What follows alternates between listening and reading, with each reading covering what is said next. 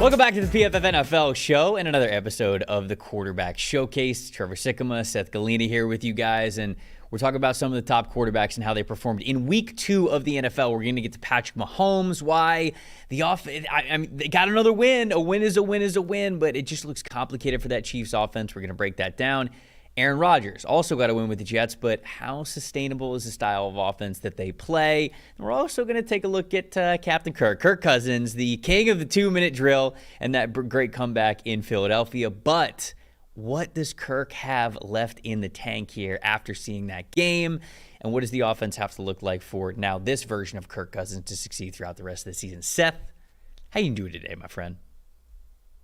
I'm good. I'm going to tell you something. Go ahead. There's a guy who walks by my window on the street every morning around this time. It's 9:26 a.m. and he looks exactly like Chris Collinsworth. And there's a bit of like fear for like 1 second. Like, because I can't have Chris see how I live. Okay, he can't know that. He can't know how I live. He sees it when he watches the show.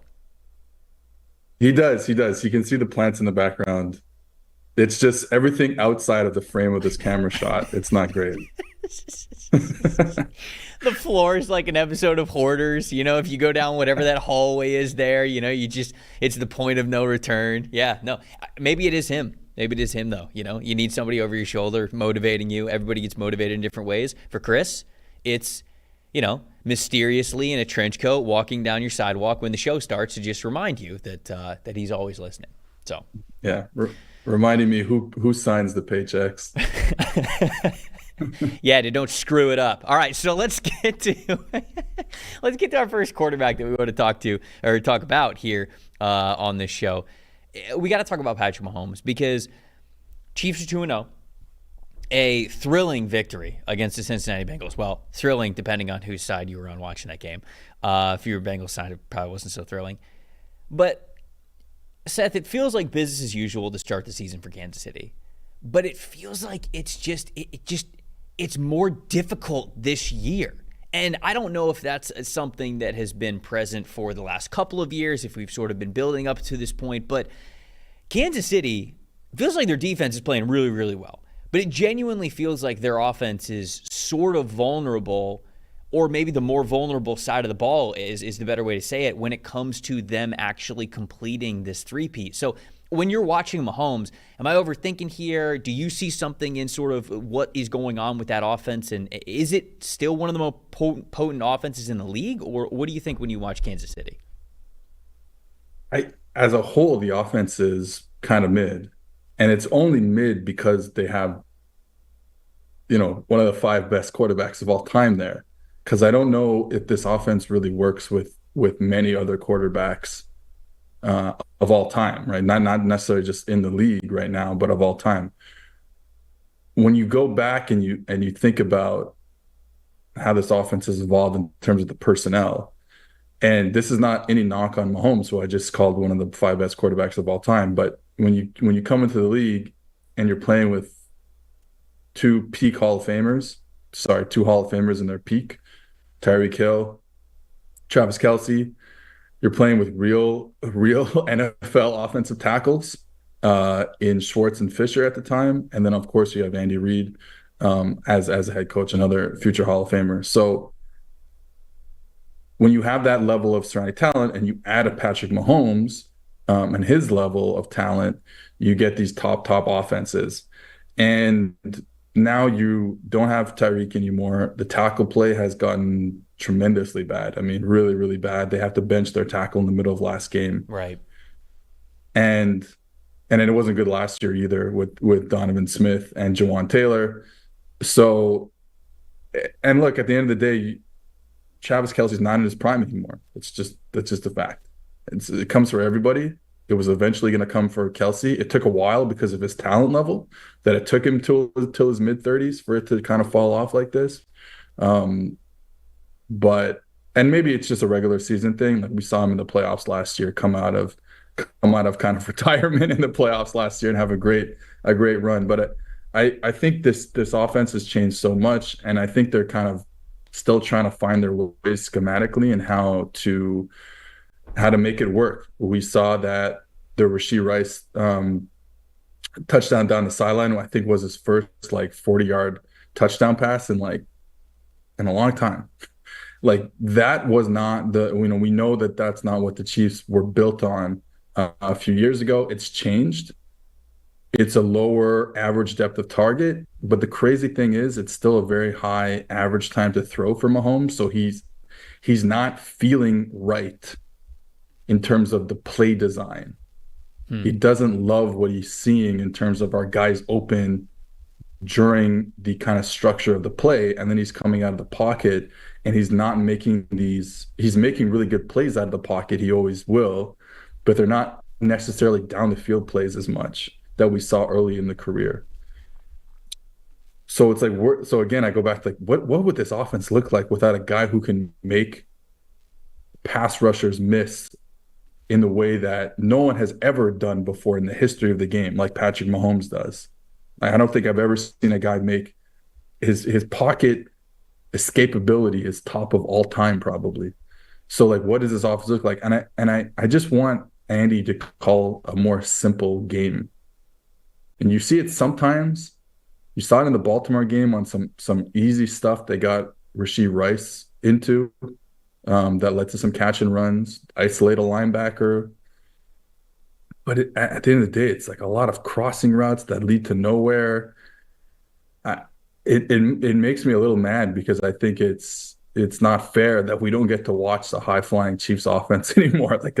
Like I'm mad personally that I don't get to watch them score 30 points a game anymore. How much do you think is on sort of what defenses are doing around the NFL in general, right? Because I think it's not just a Chiefs problem, if you will, if you even want to call it that, with them being 2-0. We're seeing around the league, I think that through 2 weeks in the season, like we have less explosive plays than we had at any point over the last 5 seasons. It's less points scored, it's less passing yards. And so it feels as though, we say this all the time, the NFL and just the game of football, it's very cyclical. You know, offense will have the advantage and the defense will get the advantage when they sort of counterpunch, and then the offense will sort of figure out ways to get back to it.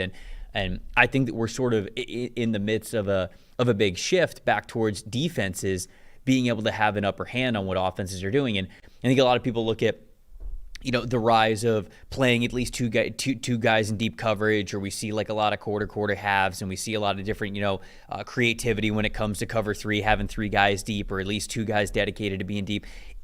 How much of it would you say that goes into it? Because you got to think, defenses probably started shifting, if you will, because of Mahomes. So I feel like if there was any time in which defenses would kind of throw something new out there, or throw more deep coverage players or whatever, it would have started probably like 2 or 3 seasons ago, and it would have started with Kansas City. So I think maybe this decline of the explosiveness of what we have seen the Chiefs be capable of over the first, say, like 3 or 4 years of Mahomes' career, it could have something to do with that. Do you think that is a big piece of the pie, or are the Chiefs still making things overly complicated beyond just what defenses are trying to do to counter them and limit those explosive plays from them? Well, I think it's both, but I think, you know, relatively, like I would probably imagine that the Chiefs seem more dedicated to high coverages than most other teams. But that's, to me, it's still not yet an excuse, because there's things you can do. Like I know that everyone talks about this as like the ruination of football, like 2 high defenses and stuff, and we're not getting explosive plays. But like, if you're playing with 2 high safeties, you're playing with 1 less underneath defender. Mm-hmm. You're playing with a lighter box. Like, so there's things you can do, and I don't know if the Chiefs are necessarily doing all those things. I think a lot of that is, you know, what they were able to do back in the day was put Travis Kelce as an isolated receiver, as a kind of call it like a Y ISO, being the single receiver onto one side of the field, and that would change a lot of what a defense could do. if you played too high against that, then they would just eat you alive with Travis Kelce underneath. Mm-hmm. And what's happening now is, I mean, I don't have the numbers in front of me, but I believe I only saw it maybe once against the Bengals. And it was actually the play where Mahomes threw an interception and it got called back because Travis Kelce was getting held on the play. But the point is, like, they don't have this device to really get the ball underneath quickly because Kelce can't really play on the line of scrimmage anymore. They have to use him off the line of scrimmage a lot. They can't use him as isolated scenarios because that's where he gets pressed. And he's just not that type of player anymore. Again, like we're talking about a 34, 35-year-old man here. Like for him to have done it all this time is a testament to him and why he's going to be in the Hall of Fame. Mm-hmm. But it's tougher now to get off of press when he's on the line of scrimmage, when he's the isolated receiver. And when you look at Mahomes throwing to Kelce under 2.3 seconds, so really quick in the play, he's basically top 2 every year as for tight ends in his first few years with Mahomes, top 15 in the league regardless of position, and it's fallen to very low numbers, right? 20 in the 20s last year, the amount of targets he got under 2.3 seconds. This year he's 97th with only 3 targets. So they can't get the ball in his hands quickly. And then you get into a situation where obviously the pass rush with the 2 tackles trying to protect Mahomes is not good. So you get later in the down, and it's tougher for them to make plays like that. Like I know we always talk about like how good they were at those kind of second reaction plays. They are, but those didn't make up a big chunk of the offense. It never did. What made up a big chunk in the offense was getting Tyreek Hill down the field quickly, getting Travis Kelce in these like super favorable matchups underneath, and getting the ball out quicker when they were able to get the ball out quicker. They're just not able to get the ball out quick. Mahomes has to keep the ball. I would just love to see him in some of these like other offenses. I think about the Ravens. What the Ravens do with Todd Monken the past 2 years or year and 2 games is keep it separate, keep the passing concepts separate. You get a passing concept on your left, you get a passing concept on your right, and you're going to work one side or the other. And Lamar makes a decision pre-snap, throws it.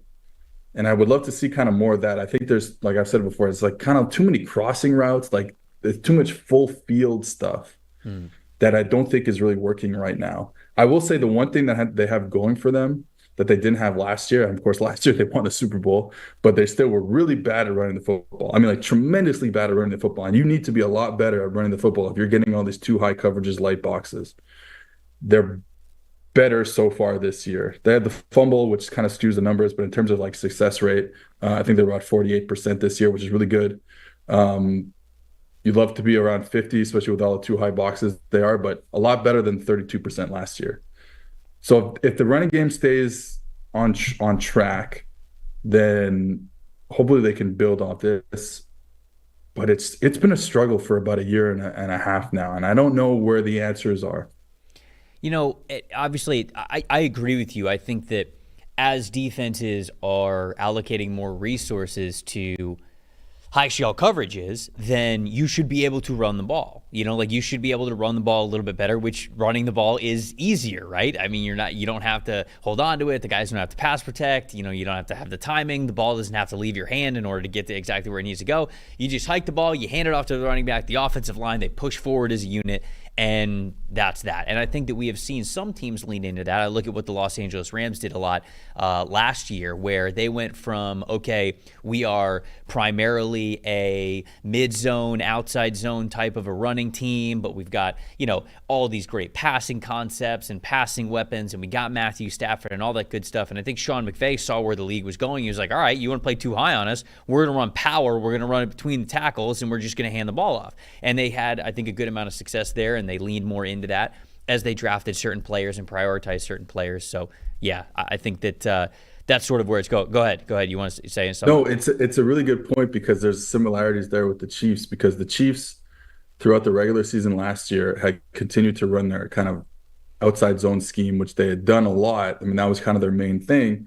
A little different than the Rams because they were in shotgun than the Rams being under center. But what was happening was those two tackles, Donovan Smith and Juwan Taylor, were getting caved in.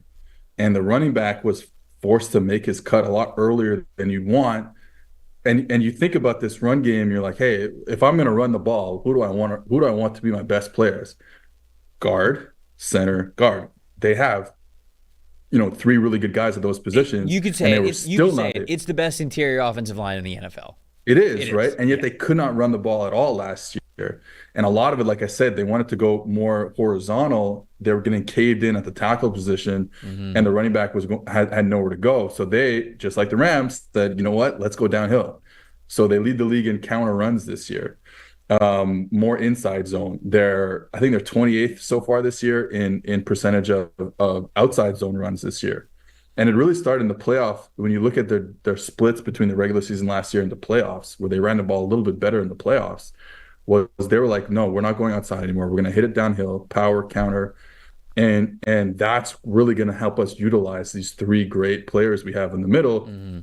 They've continued that this year. So I think the running game being much more efficient, again, just 2 games, is going to help them a lot. Again, they just need to figure out this passing attack, and it can't just be all on Mahomes all the time. Yeah, and it feels like they're missing that intermediate receiver, right? When you think about some of the guys that they have, Rashee Rice is a really nice, like, hey, dump the ball off to him, let him be a great yards after catch guy. That's what he was last year. That's what he was this year. I know he caught, you can use Rashee Rice deeper down the field, but it feels like he's sort of that receiver where it's either like a screen or a slant or a crosser, or you're sending him deep. It's like a vertical route, something like that. Xavier Worthy, sort of the same way. Screen guy, wide receiver reverse, or we're sending him on a 9 route. When it comes to over-the-middle stuff, they don't really have an over-the-middle receiver. I think they were maybe hoping that, like, whatever Juju Smith-Schuster is left, like in his couple of stints with Kansas City, that like he could be that guy because he was sort of that guy when he was with Pittsburgh.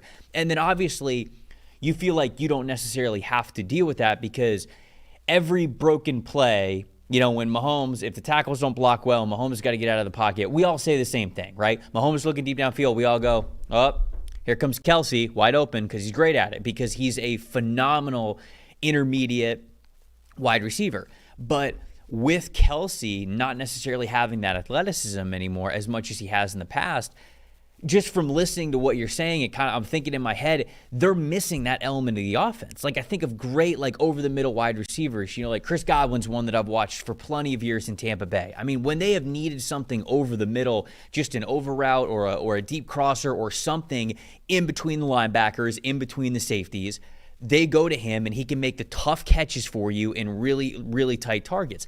I don't really think the Kansas City Chiefs really have anybody outside of that. And so when I looked at 2 of the interceptions that Mahomes has thrown this year, both of them are over the middle, and both of them are linebackers undercutting exactly where they think the one intermediate option is going to be, because with Kelsey, he's the only guy that they have in that area. And with the rest of the team playing deeper in coverage, Mahomes isn't looking deep. He's got to be able to push the ball somewhere. He tries to do it and squeeze it in between cover 2 over the middle, and the linebackers have just been able to step in front of it because they've been very ready for it, especially the interception that he threw over the middle against the Bengals, where I cannot remember which linebacker, might have been Jermaine Pratt, but who stepped in front of him. I mean, they are running to the cutoff point before the ball is even thrown. They know exactly where the ball was going, and the second that Mahomes even hinted that he was going to the middle, over the middle of the field, they were running towards it. So, to me, I agree with you on the run game part of things, but when it comes to like what the Chiefs can do, I think one of those receivers that they have has to be more of an intermediary option, or they're just going to be in a lot more slugfests, if you will, sort of like we saw this past weekend. That's what it feels like this season. Now, that doesn't mean they couldn't still win the division, still maybe even get the 1 seed. Like, obviously making the playoffs, the team's too good. The defense certainly is too good. But it's not like, I'm with you, it's not like the Mahomes of 3 or 4 years ago where the Chiefs are just beating everybody by 30 points. I don't think the team's built like that right now. Yeah, I mean, and the first 2 weeks, like they're 2-0, but they've allowed some points. Like, it's not the defense. I think the defense will figure it out. Like, I really like this defense, but if they're not, like right now they're 25th in EPA per play. again, it's 2 weeks, small sample size. You know, the Chargers and Saints are number 1 and 2 in EPA per play, and guess who they got to play? Both teams who played the Panthers. So like it's still early in the season, so I think the defense will be good, but I think that gives me worried. It's like the defense isn't this top elite unit like it was last year, and the offense continues to be in the middle somewhere.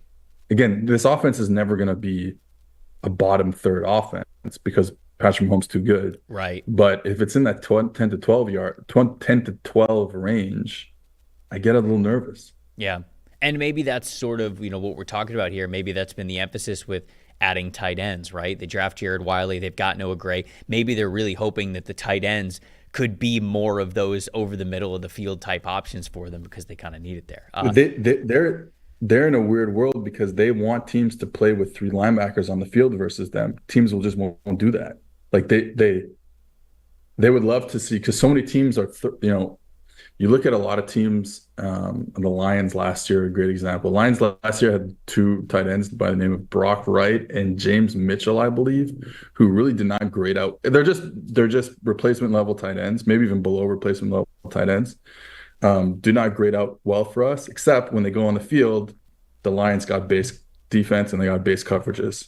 And they had like a super high efficiency rate when they were in those 12 personnel, 13 personnel, stuff like that. The Chiefs, no one will ever play that much base against the Kansas City Chiefs. A lot of that is Kelsey, like that they don't feel like they need to, they don't feel like they should play a linebacker when Kelsey's on the field. So you get into these situations where, okay, you bring in Noah Gray, you bring in like Hendershot, who might get some run. They just traded for Wiley. Like, if Kelsey's on the field with one of those tight ends, it's nickel defense. It's 11 personnel for the defense. So they're not getting those opportunities to say, hey, we can simplify the game by playing in heavier personnel. Defense is not respecting that heavier personnel. So you got to live in, okay, well, we're back to these struggles that we had, and we can't find the easy buttons. Interesting. Man, it's the Chiefs in particular are a very incredible chess match because, sort of like we said at the beginning of this conversation, the Chiefs will get everyone's best, right? Whatever somebody thinks like the cutting edge way is to play defense, the Chiefs will get it. They were the first team because, they're the champs now. They were the team to beat even 3-4 years ago. And so that's sort of where it started, and that's, I think, still where we are at, is even every single week you get defensive coordinators who go, we're playing Kansas City Mahomes and Andy Reid this week. Like, we're going to throw everything at them to sort of like confuse them, and it feels like the Chiefs have yet to have that counter punch, which, look, if Chiefs fans are listening, you're 2-0, and you really have yet to hit that counter punch. So we'll see what their final record is and what they look like going into December and January. I want to move on because I want to get to a couple other quarterbacks that we wanted to talk about. Definitely want to get to Aaron Rodgers, and it was a win, but obviously it's something that we need to break down a little bit. But whether it's touchdowns, taking it to the house, tutties, TDs, in for 6, whatever you want to call it, one thing is for sure, touchdowns matter more at DraftKings Sportsbook, an official sports betting partner of the NFL. If it's on the ground, in the air, special teams, defense, we don't care how they score them. We just want to bet on touchdowns. It's plain and simple. DraftKings Sportsbook, it is the #1 place to bet on touchdowns. If you are ready to place your first bet, try betting on something simple, like a player to score a touchdown. We just talked about the Kansas City Chiefs. If you think their matchup against the Atlanta Falcons next Sunday night, something where it's like, all right, I can see where they're going. I see what they're going to prioritize. I think this player is going to score a touchdown. Go ahead. It's very simple. It's very simple to do over at DraftKings Sportsbook. New customers can bet just $5 and get $200 in bonus bets instantly as well. You score big with DraftKings Sportsbook, the #1 place to bet on touchdowns. Download the DraftKings Sportsbook app. Use the promo code PFF. That's promo code PFF to get $200 in bonus bets when you bet just $5. Only at DraftKings Sportsbook. The crown is yours. If you got a gambling problem, call 1-800-GAMBLER. In New York is 877-8-HOPE-NY, or you can just text HOPE-NY. In Connecticut, help is available for problems with gambling. Call 888-789-7777 or visit ccpg.org. Please play responsibly. On behalf of Boot Hill Casino and Resort in Kansas, 21 plus, age and eligibility varies by jurisdiction. Void in Ontario. Bonus bets expire 168 hours after issuance. For additional terms and responsible gambling resources, visit dkng.co/FTBALL. So the Jets get a big win this past week against the Tennessee Titans. It was sort of tough sledding for them against the 49ers, but 49ers, one of the best teams in the NFL. Got bounced back a little bit here with the Jets, but when you look at Aaron Rodgers in this game, not a world beater. And like we said at the very top of the show, sort of the trend around the NFL, just explosiveness, passing yards, everything is just down in general, even for some of the best quarterbacks like Josh Allen and Justin Herbert and Patrick Mahomes. And so Rodgers sitting here, his stat line is 18 for 30, 176 passing yards, but 2 touchdowns, no interceptions, no turnover-worthy plays, and I believe 2 big-time throws in this game. You see the adjusted completion percentage there as well. You know, when you are watching Rodgers, it was a game that it felt like every throw, no matter what, was a tight window. And Rodgers is one of the best in the NFL at those kinds of throws. I mean, he's one of the best in NFL history, it feels like. Those back shoulder throws, the throws that, you know, he's given his receivers a chance and they're coming down with it. It just feels like Rodgers knows how to put it exactly where only his receivers can get it. Felt like we had a couple of opportunities there, but what do you see in the Jets offense? Is this just sort of the world that they have to live in? Is there anything different that they can do here? When you watch Rodgers and the Jets 2 weeks in, what's your overall thoughts here? I think with Rodgers, you know, the two things we're about to talk about, 2 quarterbacks coming off major leg injuries in their late 30s or even 40s, early 40s for Rodgers. So, you know, the question marks going to be like mobility. We'll see. You didn't look great in the 49ers game, maybe a little better in the Titans game. So that's an improvement. Same with Cousins, looked better last night. But I think with Rodgers and that offense, it's going to be about, you know, we said it when he had his first MVP season with Matt LaFleur. Like, it was his second year in the offense. We saw this kind of power struggle play out on the field in terms of what they wanted to do on offense in the first year with LaFleur. And then the second year was like Rodgers just kind of being okay with letting LaFleur like get him into good plays, get him open receivers, and then Rodgers will do the rest. We're seeing it so far with Nathaniel Hackett, and I know this is what people have talked about. This was the fear that people had, where it would be too much Rodgers in this offense and what they do on offense. And you can see it where, you know, they get to the line on 3rd down and like it is all Rodgers to make the audible, to make the check, to watch the defense. And what ends up happening is like it's Aaron Rodgers. Again, we spent now the last two segments talking about 2 of the greatest quarterbacks of all time, but there's issues now. So yes, it's Aaron Rodgers. Yes, he's going to get into the right call a lot.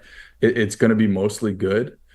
But at the same time, when you're up there calling audibles the whole time, you end up in a situation where your memory, like you can't get to all, like they have so many plays in the playbook, right? Like we've all seen NFL playbooks. We've all seen NFL verbiage. You know, when you talk about Gruden and all those videos we see of Gruden talking about these long play calls and stuff and how big these NFL playbooks are.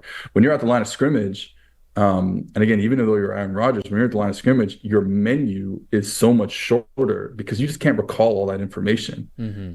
So you end up falling back on your favorites.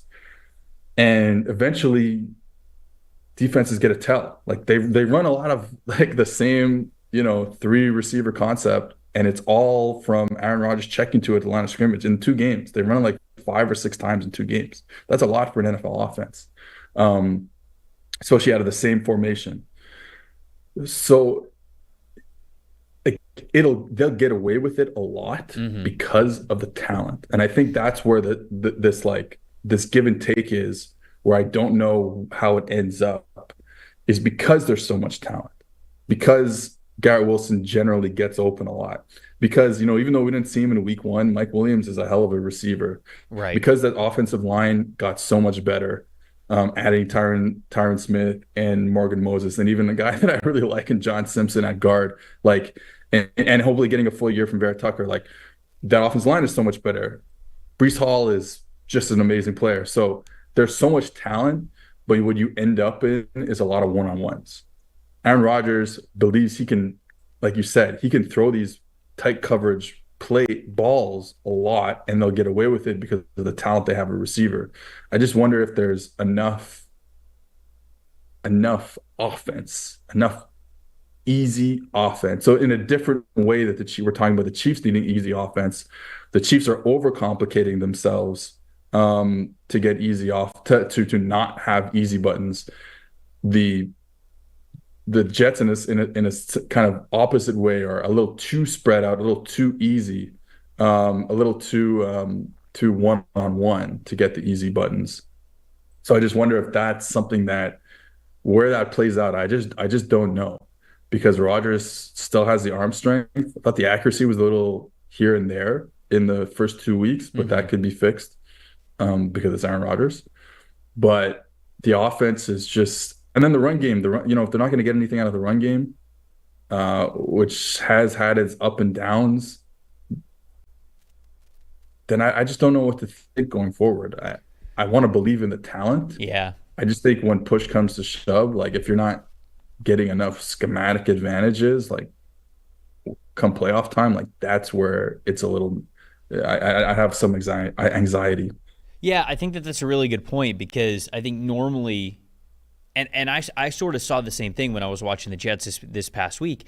Normally, you get teams that want to make things as easy as possible. And it's not that Rodgers and the Jets don't want to make things easy, but they're more comfortable than basically any other quarterback in the game with, I'll use the word settle, like settling for things that are more difficult, because Aaron Rodgers totally believes I can put the ball, pinpoint exactly where it needs to be, over the defending corner's shoulder before he can look for the ball, and my wide receiver will just catch it. And we saw the Mike Williams catch at the sideline was exactly that. Rodgers hiked the football. He looked at Mike Williams. Mike Williams had zero separation. Zero. Didn't win the rep off the line of scrimmage. Didn't get any separation. And Rodgers went, nope, that's my throw. I love that shit. And just throws it back shoulder, gets it over the corner's shoulder before he even looks for the ball. And Williams is able to haul in like a tough catch. And we say tough catch, and we talk about how difficult that rep was,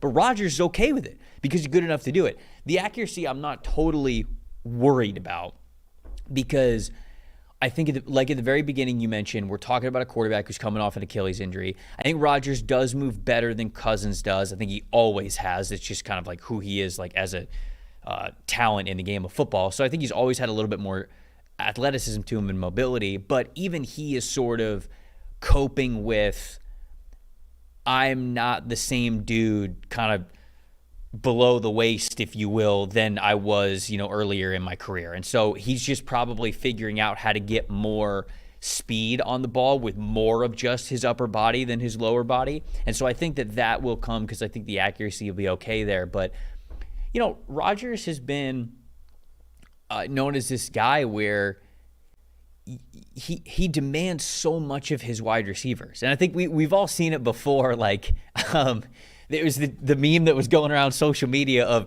Rodgers just staring into the camera, but you could tell like he's looking at his wide receiver. And the joke that was going around was like, why is bro looking at me like I threw the interception? And he's just looking at the wide receiver as if like he's the one who messed up. But like Rodgers has so much demand on his receivers. And I think we've seen that with the frustrations with Garrett Wilson at times, whether it's been like in the preseason or training camp or whatever. It's because you need to be in your exact spot, and Rodgers will get on you if you are not. So it is an offense that is totally predicated around Rodgers basically telling his wide receivers, I know you maybe think you're not open, but I think you're open here. So I just need you to do this, and even if you're a little bit uncomfortable with it, turn around. The ball is going to be exactly where it needs to be. And I think that chemistry is going to take a little bit of time. Now, I don't think it gets easier. Maybe everyone's just a little bit more comfortable with it if it continues to go on. But being a jump ball, one-on-one passing offense, to your point, which I think is a really good one, is very difficult if you don't run the ball at a top 8, top 5 level in the league. And that's really that's what the Jets want, right? I think they want to be a top 5 rushing team in the NFL. But if they are not, then all of a sudden, demanding that we hit more of these one-on-one jump balls and one-on-one opportunities does sort of become a difficult ask for this offense. Yeah, it's only been 2 weeks, but they're 18th in efficiency on the ground. Like, they're losing a lot of yards. You know what I mean? They're going backwards generally on the ground, so that needs to be fixed. They're going to get explosive plays because of the running back, but that needs to be fixed. I just think it feels a little too basic, the run game, and I guess that's what we're saying overall about this offense. But it definitely feels a bit too basic. Outside zone duo, that's about it. That's all I do. Don't really pull anybody. And it's like, well, maybe we should get into that stuff. Maybe we should help I find like we had this the Shanahan renaissance in like 2017, when you have like McVay and Shanahan like having good offenses at the same time. Outside zone, like you said, outside zone, mid zone, like just get the ball, stretch it. And it just feels like more and more like outside zone is still the number one play, but it feels like more teams are getting off of that a bit just to run more stuff. Like at the end of the day, you just got to want to run more stuff. And obviously the Jets just aren't doing that as much, but we'll see. I'm not ready to I'm okay with this offense, the running game so far. Would like to see a tick more efficiency. But yeah, I agree with you. There's just a lot of like, they threw the Breece Hall touchdown on a 9 route. It's like, yeah, it worked. It's a good matchup. Breece Hall versus a linebacker down the sideline. It's just like, it's still not a very efficient throw. Rodgers makes it efficient, but he has throughout his career. He threw. They had an RPO on. They were running the ball to the right, and he had a single receiver to the left. I think it was Garrett Wilson, and the Titans played cover 2, and basically had 2 guys over there on Garrett Wilson. And this wasn't a pass concept, right? This was a run with a 1 go route attached to it, against 2 DBs, a corner who was low and a safety who was over the top. And like I said, because it wasn't a full pass concept, there was no other routes to take that safety's attention. And what does Rodgers do? He pulls the ball and he throws basically a back shoulder against cover 2 in the hole, but and he kind of almost got it there. But it's like, that's madness. Like, that's crazy. No one else I don't think I've ever heard of anyone else doing that. I've never seen it before. Right. So it's like he is going to be the one who runs this whole operation, and for good and for bad. And 1-on-1, Titans team was probably not going to be very good this year, but 1-on-1, I guess we'll see where it goes. Yeah. Again, watching that game, it felt like, to your point, if they're going to win, it's going to be through Rodgers. And it's going to look really difficult. I don't know how many easy games that they're going to have, which, if you're a Jets fan, I think you're going to sweat out a lot of games this year. Not to say you won't win a lot of games this year. They're talented. Right. They're so talented. But it's the thing of like, they're gonna make it look difficult for you. It feels a little bit like when Rodgers was with the Pack, and it's not totally a apples for apples comparison, but like it feels, the passing game at least, like when it was just Rodgers and Devontae those last couple of years in Green Bay, where he was just like, I am force feeding this guy the football. Is Garrett Wilson capable of running the Devontae Adams role in Aaron Rodgers' head? I think that's the big question kind of that we're answering throughout this season.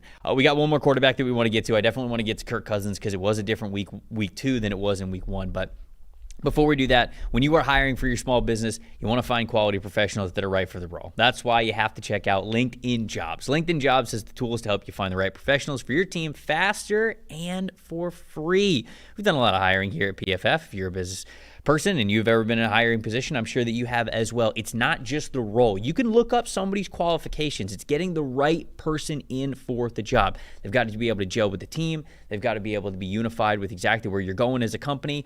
And LinkedIn Jobs really helps you out with that. It's not just a job board. They help you hire professionals that you cannot find anywhere else, even those who aren't actively searching for new jobs, but might be open to the perfect role. Sometimes that's the best employees that you will find. In any given month, over 70% of LinkedIn users don't even visit other leading job sites. So if you're not looking on LinkedIn, you're just looking in the wrong place, plain and simple. On LinkedIn, 86% of small businesses get qualified with candidates within 24 hours. You need to hire professionals like a professional on LinkedIn. They know that all small businesses are wearing a lot of different hats, might not have the time or the resources to make the right hire. Well, LinkedIn can help. 2.5 million small businesses are using LinkedIn for hiring. Post your jobs for free at linkedin.com/PFF. That is linkedin.com/PFF to post your job for free. Terms and conditions do apply.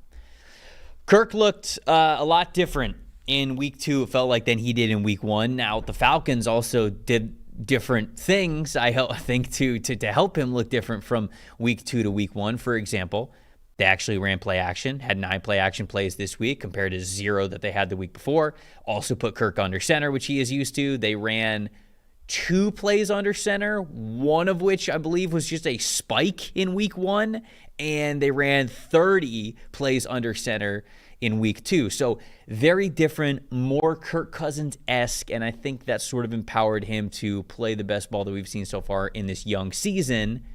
Seth, what'd you think when you took a look at what Kirk Cousins was doing in a comeback win in Philadelphia on Monday night? Yeah, I think schematically this is kind of different than the 2 other quarterbacks we talked about, where it's like there's like Zach Robinson coming from Los Angeles, coming from PFF. Of course, you get into a situation where schematically there's guys open. There's a lot of guys open. Ray McLeod is open all the time. Darnell Mooney's open. Like, now it would be nice, I think, for a lot of people if Kyle Pitts was open more, but regardless. Hey, he started the 2-minute drill. He got a catch in the 2-minute drill. He set the tone. That was the first place that they went to. I think there's a lot, like, I'm getting off on a tangent here, but I just look at Cousins and like the way that he threw the ball to Hawkinson.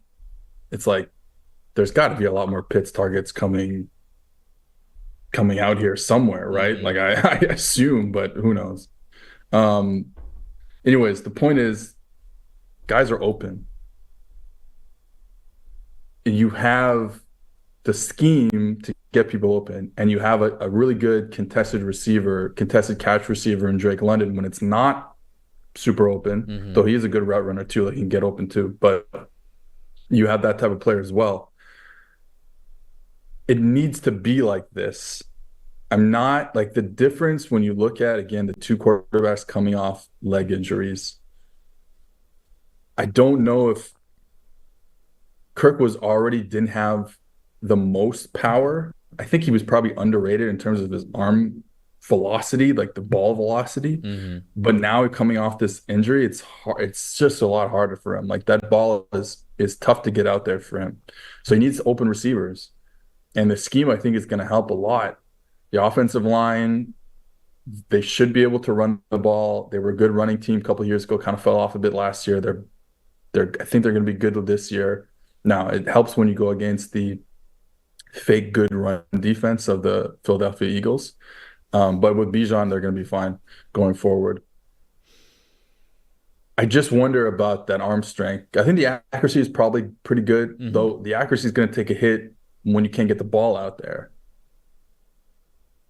But I think the offense makes a lot of sense. I think what they're doing in terms of these kind of modern schemes, they run dagger. Dagger is basically a run-through route with a big in route behind it, and it's kind of like the modern play in football. Everyone's running it. All the smart teams are running it, and they get Ray McLeod. Like they get Ray McLeod open on these big in routes all the time. Like he's open all the time. So yeah, I like what's going on there. I just wonder, like, we know we didn't see the real offense against the Steelers in terms of the structure of it, because it's impossible to be an NFL team and to say, hey, every time we're in pistol, we're running the ball to the left on outside zone, and every time we're in gun, we're throwing it. Like that's not that's too much easy tells for an NFL offense. So we kind of knew after that Steelers game that it wasn't quite what we were going to see on Monday night, and it wasn't. Like you said, they went under center, they play action, they kind of tried to get some easier throws, and I think if this is going to be the offense going forward, and I think it is, that's going to help Kirk Cousins. Now the issue is he's going to have to be super efficient on every throw. Mm-hmm. Like the run game, they're kind of middle of the pack right now in terms of the percentage of runs that get tackled for no gain or a loss. I think you're obviously explosive with Bijan, but I would like it if they could find a way to be basically less. I mean, everyone wants this, but less tackles for loss or no gain, because I think there's probably some similarities to late career Drew Brees in terms of the arm strength, where the arm strength wasn't as much of a factor until the last year with Brees, until like the year he retired. But 3 years before that, the arm strength wasn't as much of a factor because they were always ahead of the sticks. They were so rarely they run the ball on 1st and 10. They would never go backwards, and Brees would make all these correct decisions in the quick passing game, and just enough to get the defense up, and then they would throw over the top of them. So I think there's similarities there.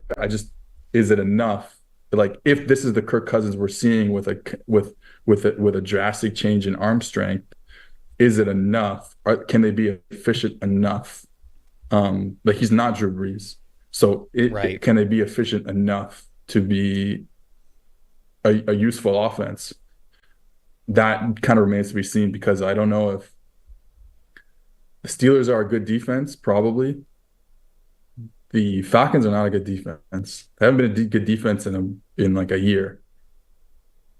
So look good, but they're going to play some better defenses, and then we'll see what happens there. You know, I think after last night, I'm comfortable saying that we can't really judge Kirk and his lower body mechanics or ability really until probably like week 4 or week 5 of the season. And I know everybody kind of like wants to jump on things, but you mentioned week 1 is just it's an outlier for him, right? I mean, like the offense was designed for somebody that truly couldn't move. I mean, he kind of couldn't move in week 1, but things did look different in week 2. You're running a lot more play action. You're under center a lot more. He's kind of booting in and out, whether he's handing the ball off or not. And so that in and of itself was enough evidence. And when you look at first half numbers versus second half numbers, you see there 74.7 overall grade. He had a 59.6 passing grade in the first half against the Eagles. He had an 82.5 passing grade in the second half. And I think a lot of that goes into what a brilliant, 2-minute offense they were able to run there at the end of the game to score that touchdown. And hats off to Zach Robinson, and Kirk said this after the game, like, he just called all the plays that basically worked against what the Eagles were going to run in that 2-minute drill, and it was great to see. But it even looked like first half there wasn't as much juice in that arm, and then second half, like, it looked like somebody you could at least win with, like you could be capable with. But to your point, the margin for error for him is slimmer now at age 35, 36, whatever he is, coming off the Achilles injury. You talked about Atlanta's scheme. He talked about, like, run and dagger concept, and certainly being able to time that really well with getting guys open over the middle. Is there anything else specifically about the scheme? You mentioned sort of the styles and the talent of, like, Drake London and what he could do as a true X. Like, are there other things in the scheme that you just like about what Atlanta is doing? That's all they do. They run dagger like 35 times last night. It works. Well, if it's going to work. Like, it's crazy, but it's like, I think that you get into a situation where the nice thing about this dagger concept is that it pairs well with other stuff. So it's a two-person concept that can be paired well to make it more useful than just as a two-person concept. So what they do a lot, and the first time I saw anyone do this was with the Packers, with Rodgers, with LaFleur, and they'll pair like a quick passing concept to one side, and then you have the dagger concept to the other side. So what the quarterback is able to do is say, okay, this quick passing concept is not there. Well, first, if it's there, I throw it, and then we get a slant route or a flat route or whatever. It's all good. But if not, I can move my eyes towards the middle of the field. So if my quick pass concept is on the left, as I start moving my eyes to the right, those two routes in the dagger concept are coming towards me.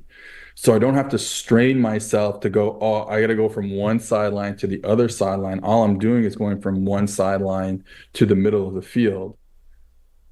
And the nice thing about this particular concept is that it's very adaptable because it's really just that second route, the deep in route is always going to be between the lines of defense. It's going to be in front of the safeties and behind the linebackers. It doesn't matter whether it's cover 3 or cover 4 or cover 6 or cover 8 or whatever. There are linebacker level and there's safety level, and that route is always going to hit between those two levels. So as you're coming back, it's like, oh, we've given this route enough time to find that space between the two levels, and Kirk's able to kind of come back, reset his feet, and find that route. Again, it's like Ray McLeod has 150 yards in 2 weeks on that, just like one concept. So I think it's just pairing concepts together, running the same thing over and over again. But it's I heard Lincoln Riley say this one time. He calls these type of plays all-weather concepts, where it's like it's not necessarily designed against a certain coverage. It doesn't matter what coverage, because these are routes that find holes in, like I said, in between linebackers and safeties, no matter what. And you can just call these plays over and over again, and they're going to adapt as the defense plays itself out. So that to me is the main thing in the passing game. It's like, can we get the Chiefs to do that? Can we get Rodgers to do it again? The two quarterbacks we've talked about, but that's why this offense makes a lot of sense to me. And we'll see good play out of it, even if Kirk doesn't have as much juice anymore. Though I think there's still a chance that it comes, as he gets more games in there after the injury, that he figures it out and the juice comes back. Because like I said, I think Cousins probably underrated in terms of his arm talent. Like the guy played in the NFL for a long time. Like, you don't play in the NFL for a long time unless you have a real arm talent. He really does. Right. So I hope that they can get that back. But even without it, I do think that there's a chance, because of how good the scheme is and how good the kind of weapons are on the offensive line is, that it could be okay. Now, this division is a lot better than we thought it was going to be. So yeah, we'll see holy about cow. that. Well, for two of the teams, it's better than we thought. Yeah, for Carolina, it's somehow worse than we thought. Yeah, I can't wait to read an article at some point on PFF.com. Is dagger concept saving Kirk Cousins' career? So I feel like that's going to be coming at some point in time. If you guys want to see all the great premium stats that we have over at PFF.com that we use to sort of build out shows like this, you can do so by getting a PFF subscription over at PFF.com. Thank you so much for listening and watching the quarterback showcase for Seth Galina. I am Trevor Sikkema. We will see you guys at the same time next week for week 3. See you guys then.